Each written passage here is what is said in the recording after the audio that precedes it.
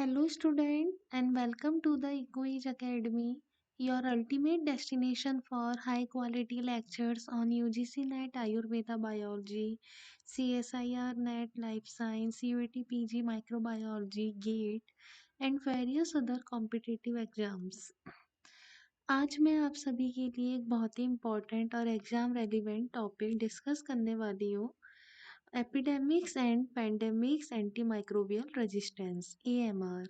ये टॉपिक ना सिर्फ थ्योरेटिकल एग्जाम्स के लिए क्रूशियल है बल्कि प्रैक्टिकल इम्प्लीकेशंस भी बहुत ज़्यादा है, specially in the field of microbiology, public health and medical sciences.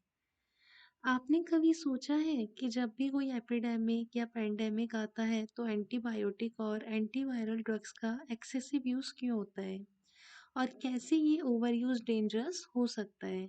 AMR का रिस्क एक ग्लोबल हेल्थ चैलेंज क्यों बन गया है?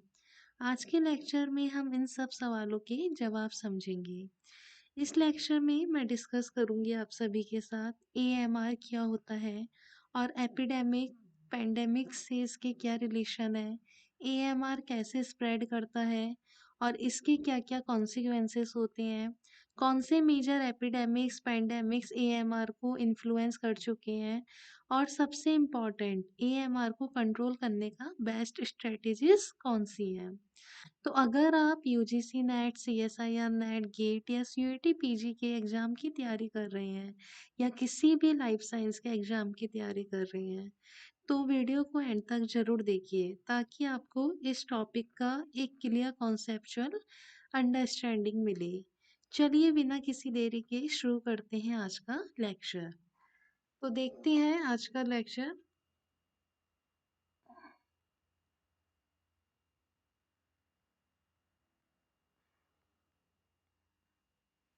सबसे पहले मैं बात करूंगी एक बहुत ही मोस्ट इम्पॉर्टेंट साइंटिस्ट की, जो है आपके Andrew Cliff and Peter Haggett. ये बहुत ही अच्छे साइंटिस्ट हैं, इन्होंने एक बहुत ही अच्छा क्योर दिया है। अब इनका क्योर क्या है ये देखते हैं। Epidemics of infectious disease are often compared with forest fires. Once fire has spread through an area, it does not return until new trees have grown up. Epidemics in humans develop when a large population of susceptible individuals is present. If most individuals are immune, then an epidemic will not occur.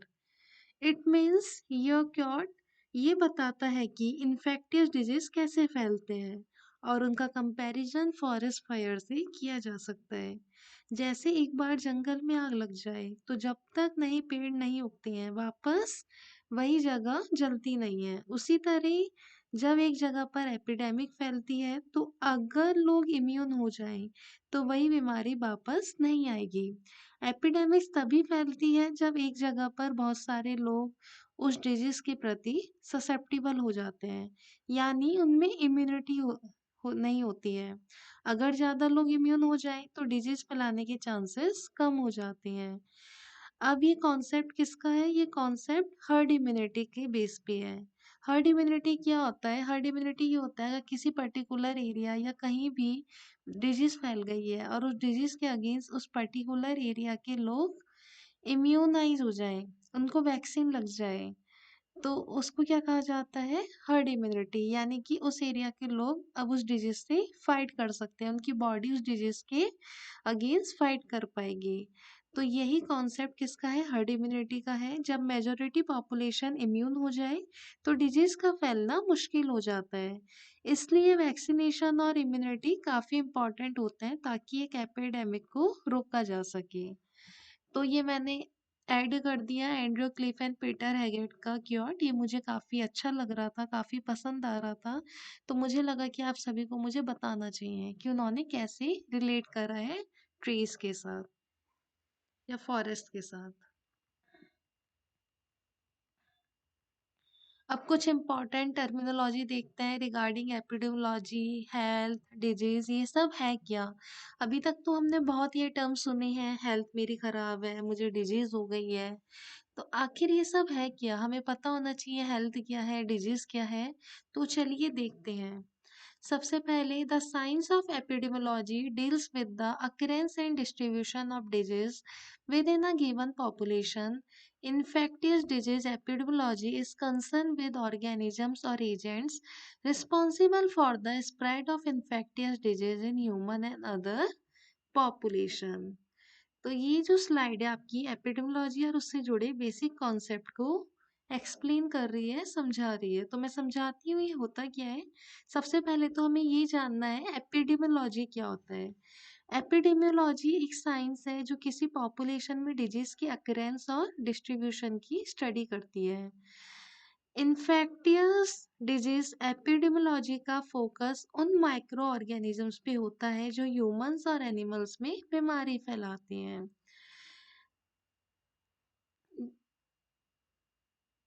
एपिडोलॉजी Greek epi means upon and demos pupil of population and logy study is the science that evaluates the occurrence, determinants, distribution and control of health and disease in a defined human population. यह एक Greek word AP upon demos means log और लॉगी mean study से मिलकर बना है. जो एपिडोलॉजी है एपीडेमोस से मिलके बना है. और logy means study. Epi means upon, demos mean people और population and logy mean study. तो ये तीन वर्ड से मिलके बना है. ये डिजीज के कॉज, स्प्रेड और कंट्रोल के तरीकों को समझाने का एक तरीका है. अब देखते हैं health. Health is the condition in which the organism and all of its parts performs it's vital function normally or properly. It is a state of physical and mental well-being and not merely the absence of disease. Health सिर्फ disease का absence ही नहीं है, बल्कि एक organism का अपनी सभी vital functions को नॉर्मली परफॉर्म करना भी हेल्थ है. ऐसा नहीं मुझे कोई डिजीज हो गई है तो मैं ये बोलूँ कि मेरी हेल्थ खराब है. आ रही है बात समझ में. डिजीज का एब्सेंस ही नहीं है, बल्कि एक ऑर्गेनिज्म का अपनी सभी वाइटल फंक्शंस का नॉर्मली परफॉर्म करना भी हेल्थ है. मेरी बॉडी के अंदर सभी ऑर्गन्स परफॉर्म कर रहे हैं अच्छे से, वो भी किस में आती हैं, हेल्थ में आते हैं. ऐसा नहीं सिर्फ हमें डिजीज नहीं है तभी मैं हेल्दी हूँ, ऐसा नहीं होता है. एब्सेंस ऑफ डिजीज ही सिर्फ हेल्थ नहीं है, इसमें फिजिकल और मेंटल वेलबींग भी शामिल होता है. जो हेल्थ की डेफिनेशन बताई जाती है बेसिकली क्या बताई जाती है, physically, mentally and socially wellbeing. ये तीन एस्पेक्ट हम बेसिकली देखते हैं. पहला हम फिजिकली फिट होने चाहिए तब हमारी हेल्थ सही है, मेंटली फिट होने चाहिए तब हमारी हेल्थ सही है, या फिर सोशली वेलबींग होने चाहिए. अब मेंटली, अब आप बोलोगे कि मैम फिजिकली तो समझ आ रहा है, सर दर्द हो रहा है, जुकाम हो रहा है, खांसी हो रही है, कुछ भी हो रहा है, तब तो कंसिडर होता है, तब तो हम बोलते हैं हमें हमारे पेट में दर्द है तो हम क्या कहते हैं, हमारी हेल्थ ठीक नहीं है.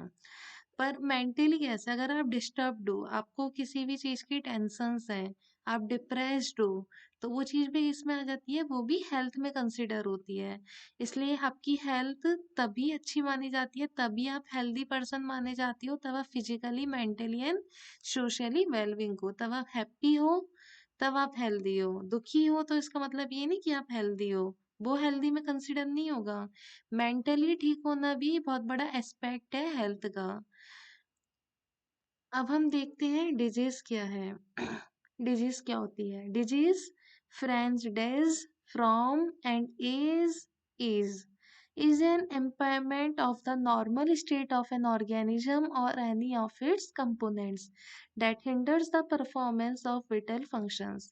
It is a response to environmental factors, for example malnutrition, industrial hazards, climate, specific infective agent just like viruses, bacteria, fungi, protozoa, helminths, inherent defects of the body, for example various genetic or immunologic anomalies or combinations of these. Disease का मतलब ये है जब एक organism की normal state disturb हो जाए और उसके विटल्स फंक्शन सही से ना चले. डिजीज होने के अलग अलग कारण हो सकते हैं, जस्ट लाइक एनवायरमेंटल फैक्टर जैसे कि malnutrition, industrial hazards, climate change, और आपके infective agents like viruses, bacteria, fungi, protozoa, helminths. या फिर जेनेटिक या इम्यूनोलॉजिकल प्रॉब्लम्स, एनोमलीज जो जन्म से या इम्यून सिस्टम के डिसफंक्शन की वजह से होती है, कॉम्बिनेशंस ऑफ फैक्टर जैसे कि कभी कभी एक से ज़्यादा वजह से मिलकर भी डिजीज कॉज करती हैं। तो ये सब के सब किस में कंसिडर होते हैं, आपकी डिजीज में होते हैं। अब देखते हैं एपिडेमियोलॉजिस्ट कौन होते हैं। अभी तो हमने पढ़ा एपिडेमियोलॉजी क्या होती है, अब एपिडेमियोलॉजिस्ट कौन होते हैं। Any individual who practices epidemiology is an epidemiologist. जो एक एपिडेमियोलॉजी स्टडी करते हैं और डिजीज का कॉज, स्प्रेड और कंट्रोल पर रिसर्च करते हैं, उन्हें एपिडेमियोलॉजिस्ट कहा जाता है। अगर एक एपिडेमिक या पैंडेमिक को समझना और कंट्रोल करना हो तो एपिडेमियोलॉजिस्ट की स्टडी बहुत जरूरी है। अब जैसा मैंने यहाँ मेंशन किया था एक फिगर 36.1 एपिडेमियोलॉजी की डेफिनेशन में, इधर मैंने मेंशन कर रखा है। तो देखते हैं फिगर 36.1 क्या है।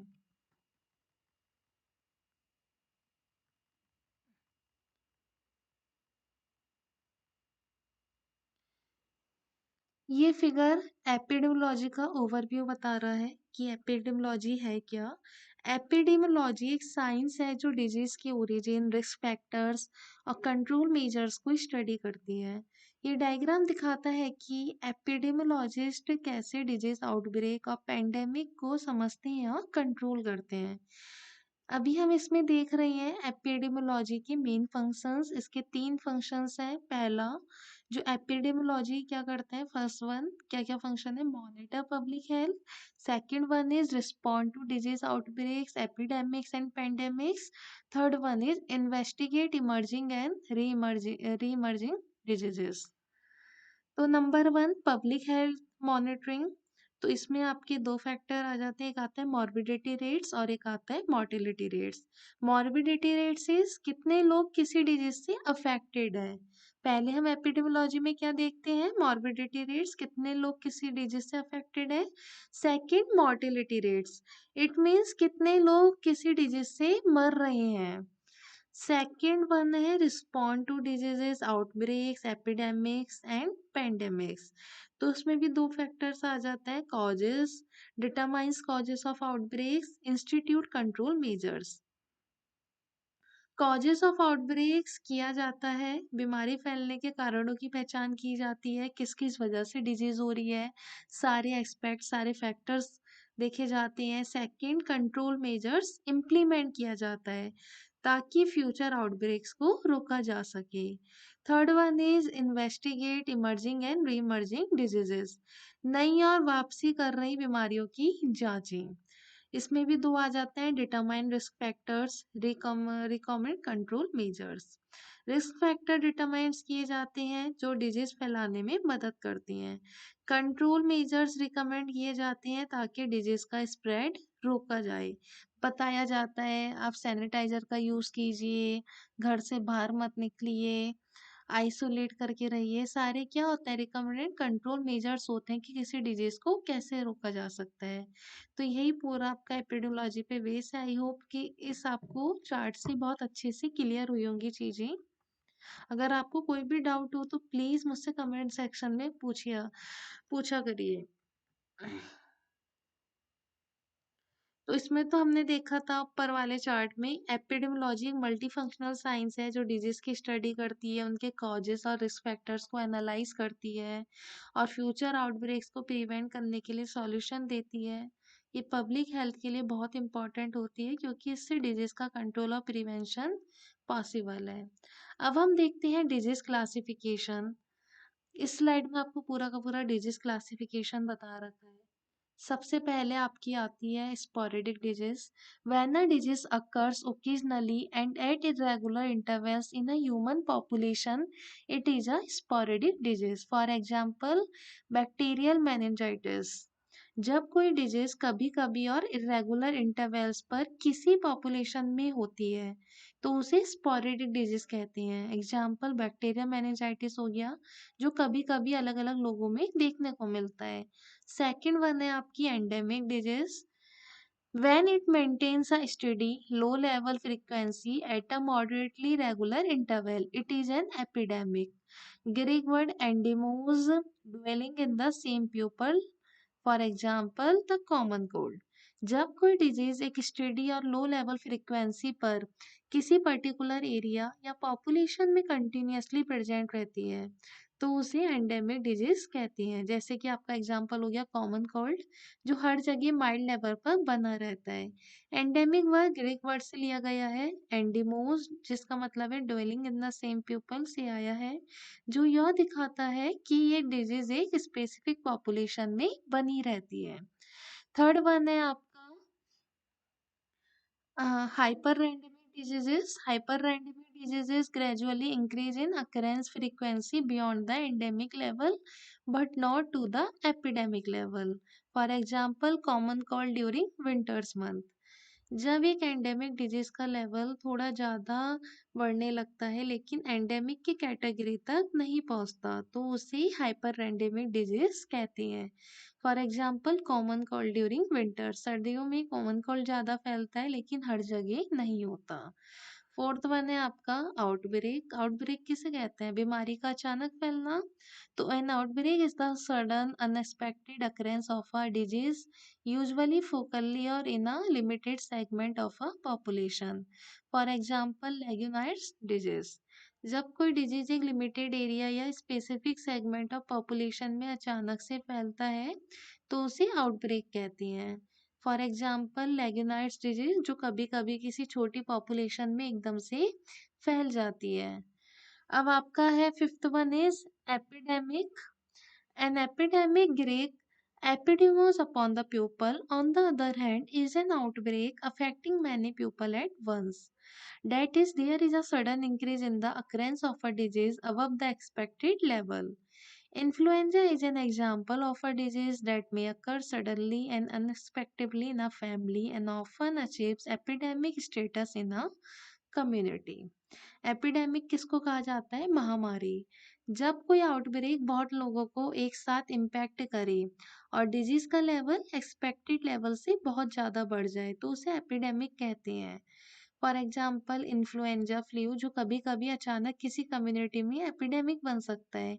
एपिडेमिक वर्ड आपका Greek word epidemos upon the people से आया है, जो यह दिखाता है कि यह डिजीज एक बड़े पॉपुलेशन ग्रुप को इम्पैक्ट करती है। फिर आता है आपका इंडेक्स केस। इंडेक्स केस का मतलब होता है शुरुआती मरीज।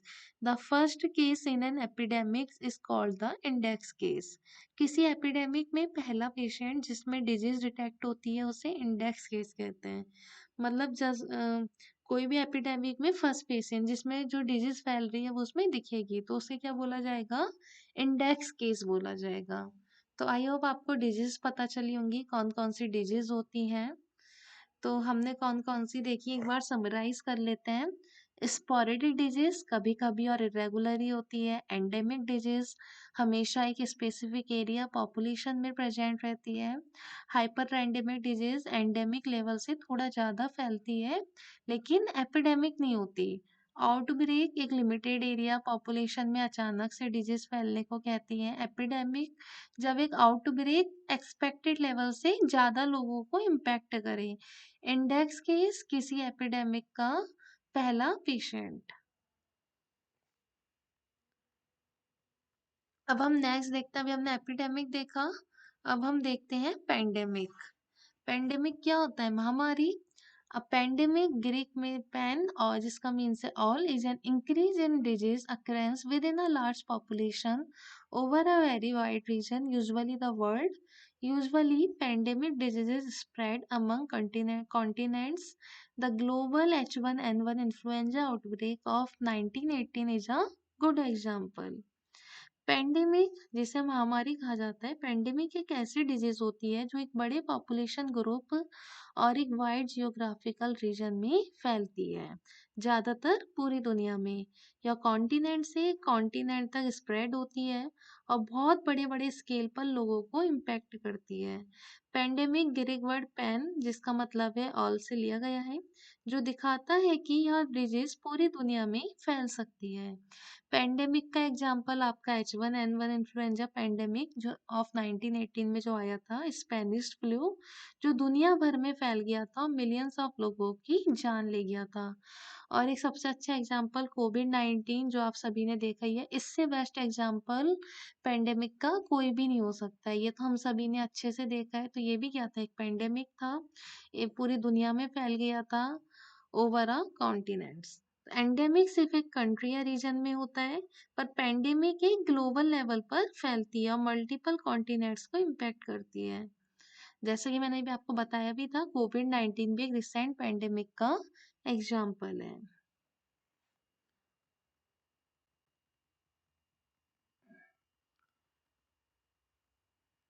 अब हम देखते हैं causes of epidemics and pandemics, महामारी और महामारी के फैलने के कारण। तो फर्स्ट वन क्या है, इमर्जिंग एंड रीइमर्जिंग इन्फेक्टियस डिजीजेस, जिसमें आपकी पहली आ जाती है जूनोटिक डिजीज और सेकंड आ जाता है म्यूटेशंस इन पैथोजेंस। तो इमर्जिंग एंड रीइमर्जिंग इन्फेक्टियस डिजीज क्या है, नई और दोबारा बनने वाली बीमारियां। जूनोटिक डिजीज क्या होती हैं, ये वो बीमारियां हैं जो एनिमल से ह्यूमन में ट्रांसफर होती हैं, जैसे कि आपका कोविड-19 था, निफा वायरस था। म्यूटेशंस इन पैथोजन, वायरस और बैक्टीरिया म्यूटेशंस करती हैं, जैसे इन्फ्लुएंजा वायरस का एंटीजेनिक ड्रिफ्ट और शिफ्ट, जो नए वेरिएंट्स बनाने में मदद करते हैं। सेकंड वन है आपका कॉज, ग्लोबलाइजेशन एंड ट्रेवल। इसमें है rapid human movement increases diseases transmission. जब लोग अलग अलग कंट्रीज और सिटीज ट्रेवल करती हैं तो डिजीज एक जगह से दूसरी जगह जल्दी जल्दी फैलती है। थर्ड वन है आपका climate change, alters the habitat of disease vectors like mosquitoes, malaria, dengue.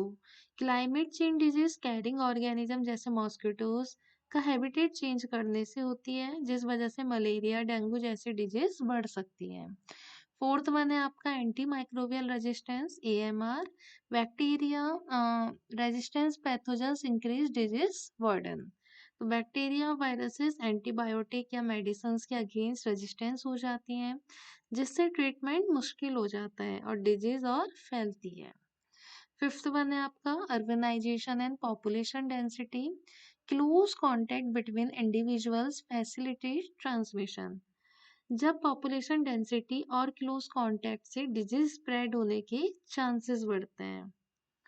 क्या होता है इसमें, क्लोज कॉन्टेक्ट से अर्बनाइजेशन एंड पॉपुलेशन डेंसिटी कैसे कॉज बन रहा है, जब बड़ी पॉपुलेशन डेंसिटी और क्लोज कॉन्टेक्ट से डिजीज स्प्रेड होने के चांसेस बढ़ते हैं। बड़े बड़े शहरों में क्या होता है, ज़्यादा पॉपुलेशन होती है, ज़्यादा पॉपुलेशन डेंसिटी होती है, तो सब लोग एक दूसरे के क्लोज कॉन्टेक्ट में रहते हैं, जिससे डिजीज स्प्रेड होने के चांसेस बहुत ज़्यादा बढ़ जाते हैं। जैसे क्राउडेड सिटीज़ में फ्लू या ट्यूबरक्लोसिस का फास्ट स्प्रेड होता है। तो एपिडेमिक्स और पेंडेमिक्स के पीछे बायोलॉजिकल, एनवायरमेंटल और सोशल फैक्टर्स होती हैं। ग्लोबलाइजेशंस, म्यूटेशंस, क्लाइमेट चेंज और एंटी माइक्रोबियल रेजिस्टेंस इन्हें और बढ़ावा देते हैं। पीपल प्रॉपर सर्विलेंस और प्रिवेंशन मेजर से इन्हें कंट्रोल किया जा सकता है।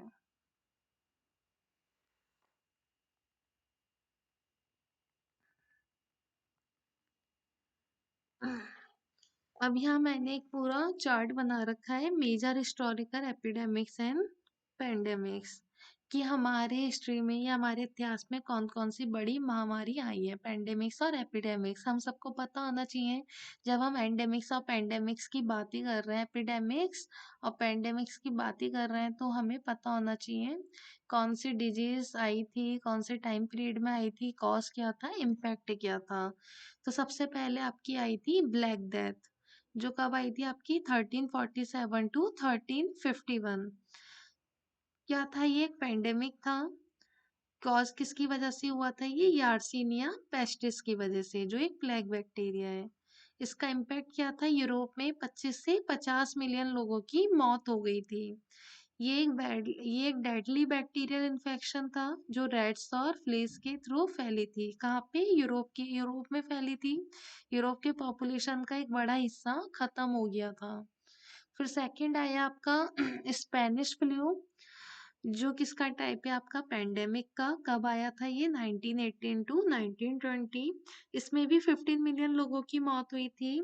ये एक सीवियर फ्लू था, जो वर्ल्ड वॉर वन के बाद रैपिड ग्लोबल ट्रेवल और ट्रूप्स के मूवमेंट की वजह से फैला था। थर्ड वन आया था आपका HIV एड्स 1981 में आया था, जो अभी तक चल रहा है प्रेजेंट तक। पेंडेमिक है ये भी, इसका कॉज किया है HIV वायरस। इसमें 36 मिलियन लोगों की मौत अभी तक हुई है ऑन रिकॉर्ड जो डेटा है। HIV वायरस इम्यून सिस्टम को वीकेन करता है और एड्स होने पर बॉडी किसी भी इन्फेक्शन से फाइट नहीं कर सकती है।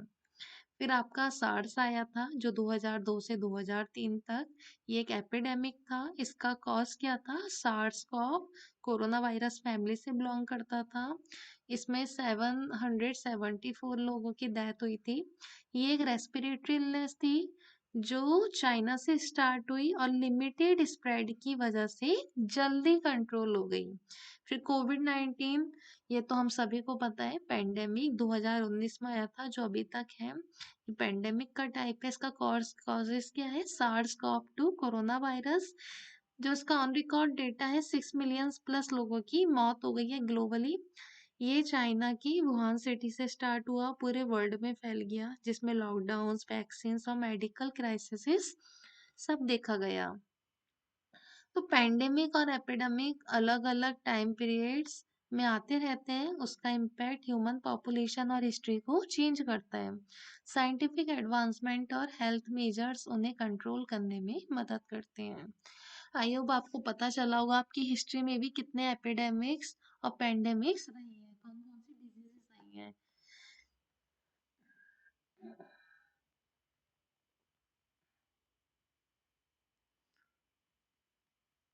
फिर है most important topic, which one is anti microbial resistance, AMR।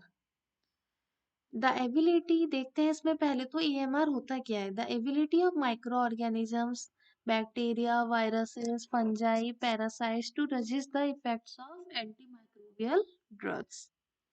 जब बैक्टीरिया, वायरसेस, फंजाई और पैरासाइट्स एंटीबायोटिक या एंटी माइक्रोबियल ड्रग्स के इफेक्ट को रजिस्ट करने लगते हैं, तो इसे एंटी माइक्रोबियल रेजिस्टेंस कहा जाता है।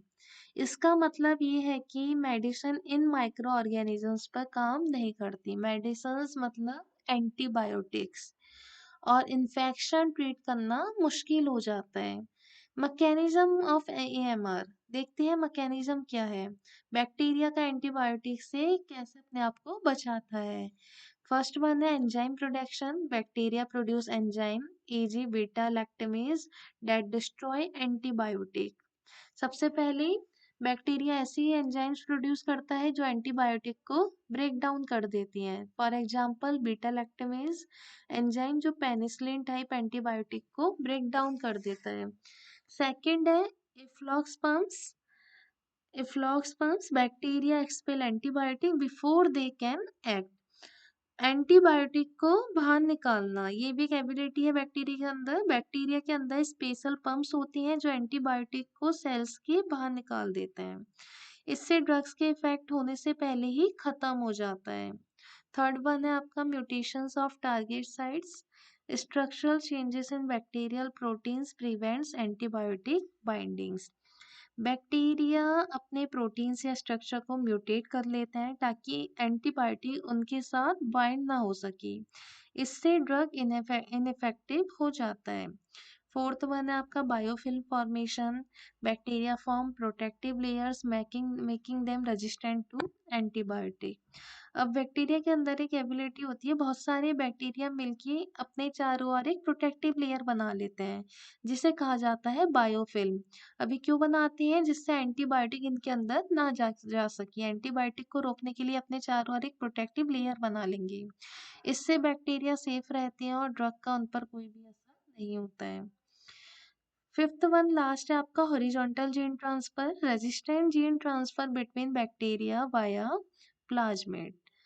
अब क्या होता है, एक बैक्टीरिया दूसरे बैक्टीरिया को अपनी रेजिस्टेंस वाली जीन ट्रांसफर कर सकता है। हम सभी को पता है बैक्टीरिया के अंदर प्लाज्मिड होता है, प्लाज्मिड के अंदर रेजिस्टेंट जीन्स होते हैं।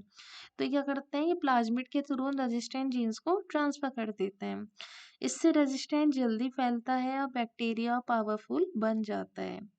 तो एएमआर एक बड़ा ग्लोबल हेल्थ इशू है क्योंकि एंटीबायोटिक रेजिस्टेंट इन्फेक्शंस ट्रीट करना मुश्किल हो जाता है। प्रॉपर एंटीबायोटिक यूज, हाइजीन और न्यू ड्रग डेवलपमेंट इस प्रॉब्लम को सॉल्व करने के लिए जरूरी है।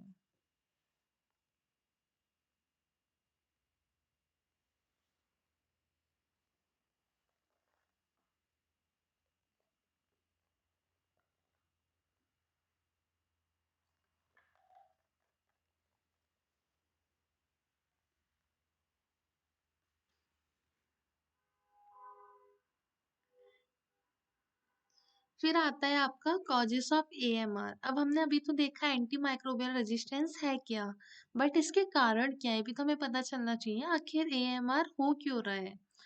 Number 1 point, over use and miss use of antibiotics. कभी सुना होगा किसी से कि एंटीबायोटिक जब भी लेते हैं तो कंप्लीट कोर्स करना चाहिए। क्यों कहते हैं कंप्लीट कोर्स करना चाहिए? ऐसा नहीं कि 3 दिन का कोर्स है 2 दिन खा के छोड़ दी, या आपने 2 दिन खाई उसके बाद आपने 1 दिन का गैप ले लिया फिर खा रहे हो, ऐसा बिल्कुल भी नहीं करना चाहिए। उससे क्या हो जाता है, एएमआर होने के चांसेस बढ़ जाते हैं। या ओवर यूज कर रहे हो, 3 दिन का कोर्स है 5 दिन तक खा रहे हो, तो ऐसा भी नहीं होना चाहिए। तो नंबर 1 पॉइंट क्या है, over use and miss use of antibiotic. ज्यादा गलत तरीके से एंटीबायोटिक का use. Self medication and over the counter antibiotic use. Self medication और बिना डॉक्टर की सलाह के एंटीबायोटिक कभी भी नहीं लेनी चाहिए। सेकंड है आपका use of antibiotic in viral infections like flu और cold. It means viral infection जैसे कि फ्लू या कोल्ड में भी एंटीबायोटिक का आप लोग इस्तेमाल कर रहे हो, जबकि एंटीबायोटिक कब ली जाती है, सिर्फ बैक्टीरियल इन्फेक्शन में ली जाती है। तो इसलिए वायरल इन्फेक्शन में अगर आप एंटीबायोटिक लोगे तो क्या होगा, मिसयूज ही है एंटीबायोटिक का, जिससे भी एएमआर के चांसेस बहुत ज़्यादा बढ़ जाएंगे। सेकंड है आपका इनकम्प्लीट ट्रीटमेंट कोड, जैसा कि मैं आप सभी को ही बता रही थी। Patient stopping antibiotic early allowing survival of resistance bacteria. अब क्या होता है, डॉक्टर हमें 3 दिन की एंटीबायोटिक प्रिस्क्राइब करता है। सपोज हम 2 दिन में खा के उसे ठीक हो गए, तो हम लोग सोचते हैं अब क्यों ही दवाई खानी है, क्यों ही एंटीबायोटिक खानी है, अब तो हम ठीक हो गए हैं, अब हमें ज़रूरत नहीं है। बट ऐसा बिल्कुल भी नहीं करना चाहिए, पूरा कंप्लीट एंटीबायोटिक का कोर्स करना चाहिए। तो इनकम्प्लीट ट्रीटमेंट की वजह से भी एएमआर हो जाता है, अगर आप बीच में ही छोड़ दे रहे हैं। थर्ड वन है uses of antibiotics in agriculture. Growth promoters in livestock lead to resistant strains entering the food chain. तो लाइव स्टॉक इसमें जानवरों को एंटीबायोटिक दिए जाते हैं ताकि उनका ग्रोथ फास्ट हो, पर ये रेजिस्टेंट बैक्टीरिया फूड चेन में एंटर कर जाते हैं, तो वो भी दिक्कत है। फोर्थ वन है आपका hospital acquired infection, HAI। Resistant strains spread in health care setting, for example MRSA, multi drug resistant TB। Hospital में फैलने वाले इन्फेक्शंस, हॉस्पिटल में रहने वाले पेशेंट्स के बीच रेजिस्टेंट बैक्टीरिया फैलने के बहुत ज़्यादा चांसेस होते हैं, जैसे कि आपका MRSA हो गया या फिर मल्टी ड्रग रेजिस्टेंट TB हो गया। फिफ्थ है लैक ऑफ न्यू एंटीबायोटिक्स, नए एंटीबायोटिक्स की कमी होना। Pharmaceuticals companies focus less on antibiotic discovery due to the low profitability. Pharmaceutical companies नए एंटीबायोटिक डेवलप करने में इंटरेस्टेड नहीं है आज के टाइम पे, क्योंकि नए एंटीबायोटिक बनाएंगे उससे उन्हें प्रॉफिट काफ़ी कम होता है as compare to old antibiotics. तो एएमआर एक बड़ा प्रॉब्लम है जो गलत एंटीबायोटिक यूज, एग्रीकल्चर में मिसयूज और नए ड्रग्स की कमी की वजह से बढ़ता जा रहा है। इसे कंट्रोल करने के लिए रिस्पॉन्सिबल एंटीबायोटिक यूज और रिसर्च में इन्वेस्टमेंट होना जरूरी है। अब यहाँ पे कुछ लिस्ट है आपके लिए, मेजर ड्रग रेजिस्टेंट पैथोजन की पैथोजन के नाम दिए हैं, सर्टेन पैथोजन है किससे रेजिस्टेंट है और कौन सी डिजीज कॉज करती हैं। ये पैथोजन क्या होता है, ऐसे बैक्टीरिया हैं जो एंटीबायोटिक के अगेंस्ट रेजिस्टेंस डेवलप कर चुके हैं और इनका ट्रीटमेंट करना बहुत ज़्यादा मुश्किल होता जा रहा है। सबसे पहला आपका पैथोजन बैक्टीरिया का नाम है MRSA, जिसकी फुल फॉर्म है मैथिसिलिन resistant staphylococcus aureus.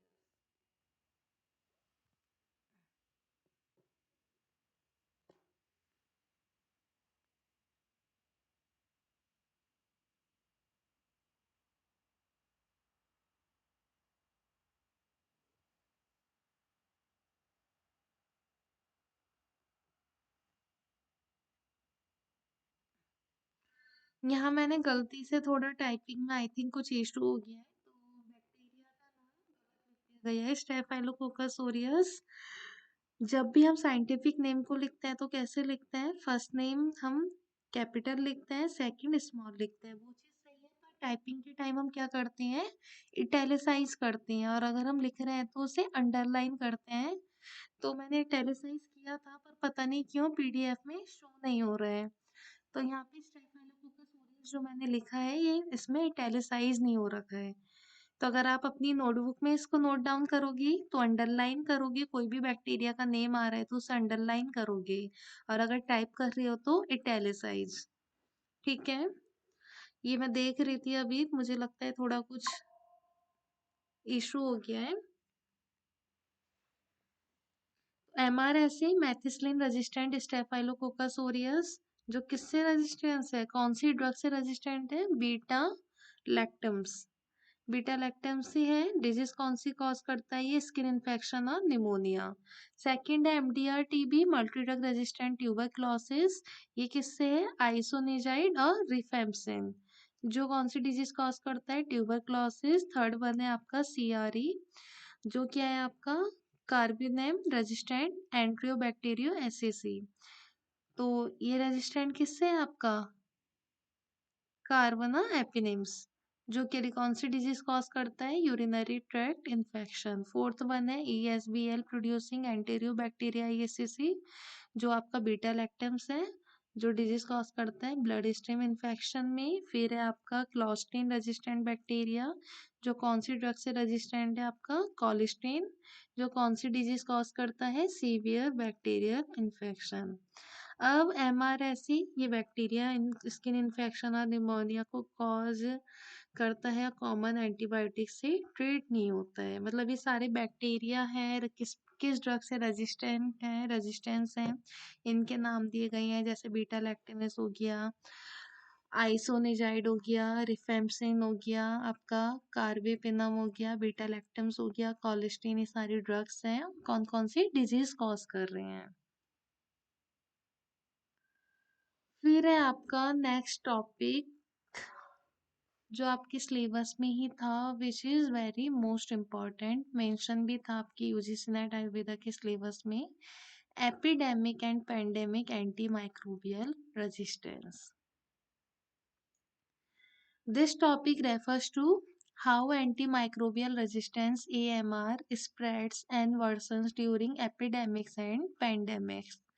It highlights the relationship between large-scale disease outbreaks and the increasing resistance of microbes to antibiotics and other antimicrobial drugs. अभी पहले हमने ये देखा एपिडेमिक्स क्या होता है, पेंडेमिक क्या होता है, एंटी माइक्रोबियल रेजिस्टेंस क्या होता है। पहले हमने तीनों चीजें समझी, इसलिए मैंने पहले आपको तीनों टॉपिक्स अलग अलग एक्सप्लेन करे। अगर मैं आपको सीधा ये बता दी शायद आपको समझ नहीं आता, इसलिए आपको पता होना चाहिए था पहले एपिडेमिक क्या कहता है होता है, पेंडेमिक क्या है, एंटी माइक्रोबियल रेजिस्टेंस क्या है। क्या पूछा है यहाँ पे? Epidemic and pandemic anti microbial resistance. तो ये टॉपिक एंटी माइक्रोबियल रेजिस्टेंस की एपिडेमिक और पेंडेमिक के दौरान बढ़ने पर फोकस कर रहे हैं, कि कैसे एंडेमिक और पेंडेमिक एपिडेमिक्स और पेंडेमिक के टाइम पे एंटी माइक्रोबियल रेजिस्टेंस बढ़ रहा है। मतलब जब कोई बड़ी बीमारी फैलती है जैसे एपिडेमिक या पेंडेमिक, तब micro organism like bacteria, virus, fungi, parasites antibiotic और एंटी माइक्रोबियल ड्रग्स के प्रति रेजिस्टेंस डेवलप कर लेते हैं, जो ट्रीटमेंट को मुश्किल बना देते हैं। तो what is epidemic and pandemic anti microbial resistance? तो देखते हैं epidemic and pandemic anti microbial resistance है क्या। During endemic, localized outbreaks, and pandemics, global outbreaks, the use of antibiotics, antivirals, and antifungal drugs increases significantly. This overuse and misuse lead to the evolution of drug-resistant pathogens, making it harder to treat infections and control disease spread. Epidemic, जिसका मतलब है localise outbreaks, means किसी एक जगह या reason में फैलने वाली बीमारी। पेंडेमिक जिसका मतलब है ग्लोबल आउटब्रेक्स मीन्स कोई बीमारी पूरी दुनिया में फैल जाना। तो एपिडेमिक और पेंडेमिक के टाइम एंटीबायोटिक्स, एंटीवायरल्स और एंटी फंगल ड्रग्स का यूज बहुत ज़्यादा बढ़ जाता है, बहुत ज़्यादा हो जाता है, क्योंकि बीमारी फैल रही है, चाहे वो अक्रॉस एक पर्टिकुलर रीजन में फैल रही है, पूरी दुनिया में फैल रही है। तो बीमारी के लिए लोग क्या करेंगे? दवाइयाँ लेंगे, एंटीबायोटिक्स लेंगे, एंटीवायरल्स लेंगे, एंटी फंगल लेंगे, जिस वजह से ड्रग का यूज बहुत ज़्यादा बढ़ जा रहा है।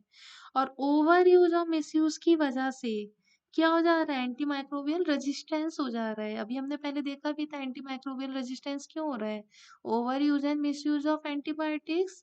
तो इसकी वजह से बैक्टीरिया और वायरसेस ड्रग रेजिस्टेंट हो जाती हैं, जिससे नए ड्रग रेजिस्टेंस पैथोजन डेवलप होती हैं। इस वजह से इन्फेक्शन को ट्रीट करना और डिजीज का स्प्रेड कंट्रोल करना बहुत ही ज़्यादा मुश्किल हो जाता है। तो इसमें समझने के लायक जो बात है वो ये है, अगर हम एंटीबायोटिक्स और एंटी माइक्रोबियल ड्रग्स का सही तरीके से इस्तेमाल नहीं करेंगे तो माइक्रो ऑर्गेनिज्म रेजिस्टेंट होते रहेंगे और फ्यूचर में ट्रीटमेंट काफ़ी टफ हो जाएगा। इसलिए काफ़ी ज़्यादा अलर्ट किया जाता है कि एंटीबायोटिक का सही यूज़ करें, ओवर यूज़ और मिसयूज़ ना करें। अगर ऐसा होता रहा तो फ्यूचर में बहुत ज़्यादा दिक्कत हो जाएगी, ट्रीटमेंट में बहुत ज़्यादा मुश्किलें हो जाएंगी। इसलिए ज़रूरी है कि एंटीबायोटिक सिर्फ तभी यूज़ करें जब डॉक्टर प्रिस्क्राइब करे। ऐसा नहीं गले में दर्द हुआ, खुद से एजिथ्रोमाइसिन ले ली, कुछ भी खांसी जुकाम हो रहा है जाके कोई भी एंटीबायोटिक ले ली, ऐसा बिल्कुल भी नहीं करना है। अपनी मर्जी से कोई भी मेडिसिन नहीं खानी है, हमेशा डॉक्टर जब प्रिस्क्राइब करे तभी लेनी है और उनका कंप्लीट कोर्स करना है। क्यों करना है? ताकि रेजिस्टेंस डेवलप ना हो। एक बार रेजिस्टेंस अगर डेवलप हो गया फिर बहुत ज़्यादा कॉम्प्लिकेशंस बढ़ जाते हैं। आ रहा है समझ में? अब हमें देखना है why this topics are interconnected, क्यों ये टॉपिक आपस में इंटरकनेक्टेड है। अभी तक मैंने इतना समझाया है ऊपर, तो आई होप आपको समझ भी आ गया होगा क्यों एपिडेमिक और पेंडेमिक्स को एंटी माइक्रोबियल रेजिस्टेंस से इंटरकनेक्ट किया गया है। So epidemics and pandemics occur due to infectious diseases caused by bacteria, viruses, fungi or parasites. Antibiotics and antiviral drugs are used to treat infections. However, due to misuse and overuse of antibiotics, pathogens develop resistance leading to antimicrobial resistance. AMR can worsen epidemics and pandemics because diseases become harder to treat, increasing death rates. For example, tuberculosis is an infectious disease that can cause epidemics, but now some TB strains are multi-drug resistant (MDR-TB), making it difficult to treat and control. COVID-19 led to excessive antibiotic use in hospitals, increasing antibiotic resistant bacterial infections. So epidemic और pandemic काफ़ी infectious disease की वजह से होता है, जो bacteria, virus, fungi या parasites के कारण फैलता है। इन डिजीज का ट्रीटमेंट करने के लिए एंटीबायोटिक और एंटीवायरल ड्रग्स यूज़ की जाती हैं। एएमआर और का एपिडेमिक और पेंडेमिक से कैसे कनेक्शन है, ये देखते हैं। एंटीबायोटिक का ओवर यूज, जैसे मैंने बताया भी था, और मिसयूज होने से पैथोजेंस रेजिस्टेंस हो जाते हैं, जो एंटी माइक्रोबियल रेजिस्टेंस का रीजन बन जाते हैं। जब माइक्रोब्स रेजिस्टेंस हो जाता है तो डिजीज का ट्रीटमेंट मुश्किल हो जाता है और वो ज़्यादा फैलने लगता है। इस वजह से एपिडेमिक और पेंडेमिक और भी डेंजरस हो जाती हैं, जिसमें डेथ रेट बढ़ने लगता है। जैसे कि एग्जाम्पल देखा जाए आपका, तो ट्यूबरक्लोसिस, जिसे टीबी भी कहा जाता है, ये एक इन्फेक्टियस डिजीज है जो एपिडेमिक कॉज कर सकता है। अब कुछ TB strains multi drug resistance MDR TB बन गए हैं, जो ट्रीटमेंट और कंट्रोल करना उनका और भी मुश्किल होता जा रहा है, क्योंकि इनमें म्यूटेशन होता जा रहा है। इस वजह से एमडीआर टीबी का जो है ट्रीटमेंट और मुश्किल बहुत बना देते हैं। सेकंड, आपका कोविड-19 पेंडेमिक के दौरान हॉस्पिटल में एक्सेसिव एंटीबायोटिक का यूज हुआ था, जो एंटीबायोटिक रेजिस्टेंट बैक्टीरियल इन्फेक्शन को बढ़ाने का एक कारण बन सकता है। बन क्या सकता है? बन ही गया है। बहुत ज़्यादा, वो तो वायरस था, उसके लिए क्या ले रहे थे लोग? एंटीबायोटिक्स ले रहे थे हॉस्पिटल में, जिससे क्या होगा? Increasing antibiotic resistant bacterial infection. अगर हम एंटीबायोटिक और एंटीवायरल ड्रग्स का सही से यूज़ नहीं करेंगे तो डिजीज ज़्यादा डेंजरस और डिफ़िकल्ट टू ट्रीट होती जाएंगी, जो फ्यूचर में बड़ी हेल्थ क्राइसिस क्रिएट कर सकती हैं। इसलिए please try to understand this things.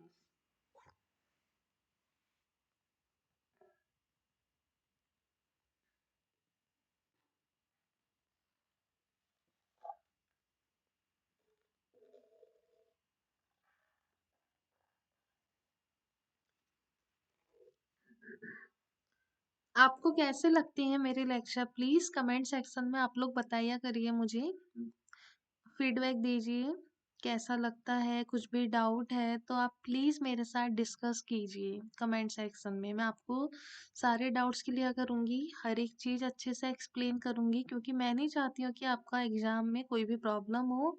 जो भी मैं टॉपिक्स यहाँ पे पढ़ा रही हूँ वो आपको अच्छे से क्लियर होने चाहिए। अब है आपका next topic, how epidemics and pandemics contribute to AMR.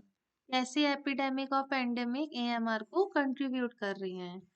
तो कैसे कर रहे हैं, अब तो इतना पढ़ाया समझ आ चुका होगा। Over use of anti microbials during pandemics like Covid 19, excessive antibiotic prescription led to an increase in resistant bacterial infections, hospital crowding, and secondary infections. Many critically ill patients in hospitals develop secondary bacterial infections, which are treated with multiple antibiotic, increasing resistance. Third one is disruption in healthcare system. Pandemics strain healthcare resources, reducing proper infection control and surveillance, leading to the spread of resistant microbes. Fourth one is global spread of resistant strains. With increased travel and human movement during pandemics, resistant pathogens spread more easily across countries. तो pandemic और endemic epidemics के दौरान antimicrobial resistance बढ़ने लगता है। तो उनके कुछ मेजर फैक्टर्स यहाँ दिए हैं। Over use of antimicrobials, pandemic जैसे कोविड 19 में लोगों ने एंटीबायोटिक का ज़्यादा यूज़ किया था, चाहे वो ज़रूरी हो उनके लिए या नहीं हो, फिर भी ले रहे थे। इससे बैक्टीरियल इन्फेक्शन रेजिस्टेंस होने लगा, जिसका लॉन्ग टर्म इफेक्ट्स दिखने को मिल रहा है या हो भी रहे हैं। Hospital crowding and secondary infection, ज़्यादा पेशेंट्स हॉस्पिटल में एडमिट होते हैं, जो हेल्थ केयर सिस्टम पे प्रेशर डाल देते हैं। क्रिटिकल पेशेंट में सेकेंडरी बैक्टीरियल इन्फेक्शन डेवलप हो जाता है, जिससे ट्रीट करने के लिए मल्टीपल एंटीबायोटिक यूज़ की जाती हैं। ज़्यादा एंटीबायोटिक यूज होने से रेजिस्टेंस की चांसेस बढ़ जाती हैं। थर्ड वन है disruption in health care system. Pandemics में हॉस्पिटल काफ़ी बिजी होते हैं, जिससे प्रॉपर इन्फेक्शन कंट्रोल और सर्विलेंस वीक हो जाती है। इस वजह से रेजिस्टेंस माइक्रोब इजली स्प्रेड करने लगता है। फोर्थ वन है आपका global spread of resistant strains. Pandemic में लोग एक देश से दूसरे देश ट्रेवल करते हैं, एक कंट्री से दूसरी कंट्री जाते हैं, जिससे ड्रग रेजिस्टेंस बैक्टीरिया वायरसेस आसानी से अलग अलग कंट्रीज में फैल जाते हैं। ग्लोबलाइजेशन की वजह से रेजिस्टेंट पैथोजन कंट्रोल करना मुश्किल हो जाता है। तो क्या समझ आता है इन सब चीज़ों से? अगर हम एंटीबायोटिक का सही और लिमिटेड यूज़ नहीं करेंगे तो रेजिस्टेंट इन्फेक्शंस और भी डेंजरस हो सकते हैं, जो फ्यूचर में बड़ी हेल्थ क्राइसिस क्रिएट कर सकता है। अब यहाँ पे कुछ एग्जाम्पल बताए गए हैं एपिडेमिक्स एंड पेंडेमिक एएमआर के।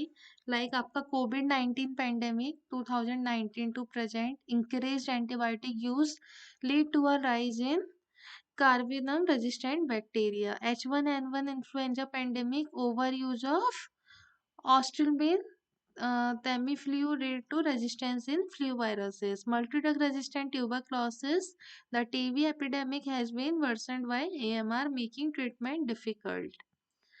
तो एग्जाम्पल जो है आपके कोविड 19 हो गया, इस पेंडेमिक में ज़्यादा एंटीबायोटिक यूज़ की गई थी, जिससे कार्बिनोन रेजिस्टेंट बैक्टीरिया बढ़ने लगा, एंटीबायोटिक रेजिस्टेंट इन्फेक्शन कंट्रोल करना मुश्किल हो गया।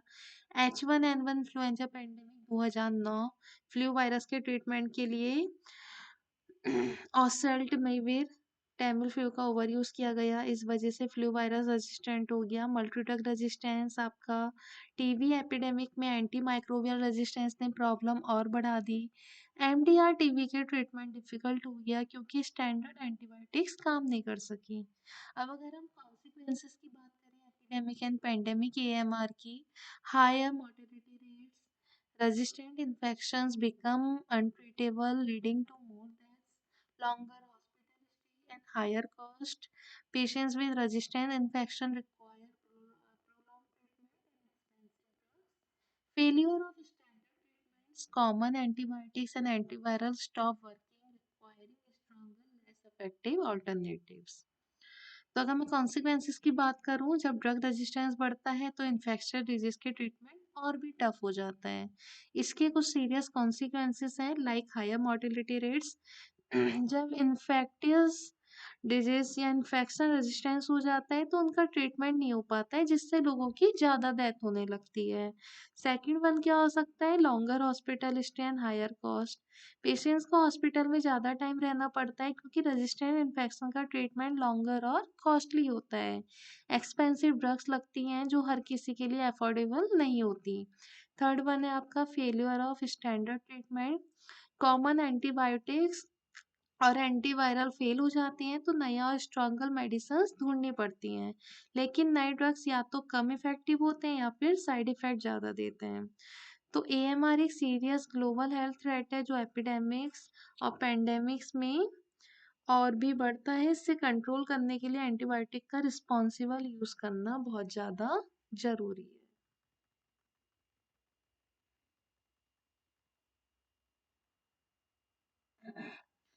अब आपका आता है strategies to control epidemics and pandemic EMR. क्या क्या स्ट्रेटेजीज हैं जो हमें फॉलो करनी चाहिए एपिडेमिक एंड पेंडेमिक ईएमआर को कंट्रोल करने के लिए? तो देखते हैं। Rational use of antimicrobials, prescribing antibiotic only when necessary, surveillance and monitoring, tracking resistance patterns to prevent outbreaks of resistant strains, global cooperation, countries must share data and resources to combat AMR, public awareness and hygiene measures, educating people on the proper use of antibiotic and infection preventions।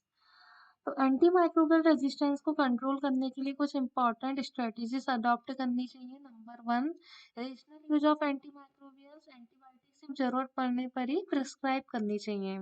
Over use और miss use से resistance बढ़ जाता है तो जो क्या हो सकता है, डेंजरस हो सकता है। Second, surveillance and monitoring. AMR का स्प्रेड रोकने के लिए रेजिस्टेंस पैटर्न को ट्रैक करना जरूरी है। अगर किसी जगह रेजिस्टेंट स्ट्रेंड्स रैपिडली बढ़ रहा है तो टाइमली एक्शन लेना चाहिए। Third one, global cooperation. हर कंट्री को अपना डेटा और रिसोर्सेज शेयर करना चाहिए ताकि एंटीमाइक्रोबियल रेजिस्टेंस को ग्लोबली कंट्रोल किया जा सके। इंटरनेशनल कोलैबोरेशन से एएमआर के अगेंस्ट बेटर स्ट्रेटजीज डेवलप की जा सकती हैं। Fourth one, public awareness and hygiene measure. लोगों को एजुकेट करना चाहिए और लोगों को एजुकेट करना बहुत ज़्यादा इम्पॉर्टेंट है ताकि वो एंटीबायोटिक्स का सही यूज़ करें। बेसिक हाइजीन फॉलो करें, इन्फेक्टियस या इन्फेक्शन कंट्रोल मेजर्स लेना और सेल्फ मेडिकेशंस अवॉइड करना बहुत ज़रूरी है। अगर ये स्ट्रेटजीज प्रॉपरली इम्प्लीमेंट की जाएं तो एपिडेमिक और पेंडेमिक के दौरान एएमआर का इम्पैक्ट रिड्यूस किया जा सकता है।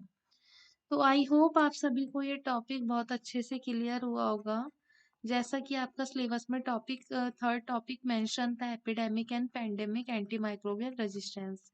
इससे पहले माइक्रोबायोलॉजी के दो टॉपिक थे, हिस्ट्री था एक और एक इम्यूनाइजेशन था, जो मैंने आपको इससे पहले की वीडियो में एक्सप्लेन किया था। ये आपका थर्ड टॉपिक था, ये भी मैंने आपको एक्सप्लेन किया है। तो प्लीज़ इस वीडियो को अच्छे से देखिए, अच्छे से समझिए, जो भी डाउट है आप मुझसे पूछिए। अगर आपको ये वीडियो पसंद आए तो please please like share and subscribe जरूर कीजिएगा। Thank you so much guys. Please subscribe करना ना भूलें एंड लाइक भी कीजिए और शेयर कीजिए ज़्यादा से ज़्यादा लोगों को। Thank you.